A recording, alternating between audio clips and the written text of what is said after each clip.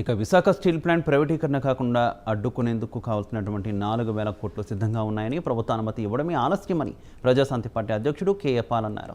కేంద్ర ప్రభుత్వానికి జూన్ 4 వరకు సమయం ఇచ్చామని, ఈలోగా అనుమతి ఇవ్వకపోతే ఆమరణ నిరాహార దీక్ష చేస్తానని ప్రకటించారు.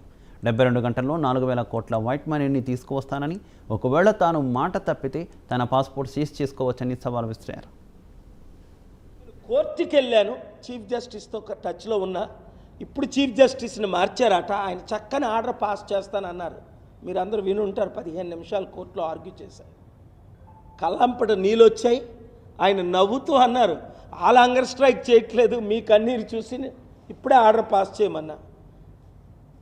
నేను జూన్ 4 లోపుని చేయకపోతే మరలా చెప్తున్నా, ఎందుకంటే ఏ రాజకీయ నాయకులు నేను నమ్మని అనుభవంతో 27 మంది ఈ పోరాట కమిటీ నాయకులను పిలిచాను. మళ్ళీ లాస్ట్ వీక్ కూడా పిలిచా. మోదీ గారితో మీటింగ్ పెట్టాను. రూపాలా గారితో 8వ తారీఖున మీటింగ్ పెట్టాను. వారు ముందే ఫోన్లో రూపాలా గారు మోదీ దగ్గరికి తీసుకెళ్తా అన్నారు. మరి ఏం ఒత్తిడి వచ్చిందో. నేను వాళ్ళలాగైతే సూట్ కేసులు క్యాష్ పట్టుకొని వచ్చేది, కానీ ఇక్కడ తీసుకోరు కదా.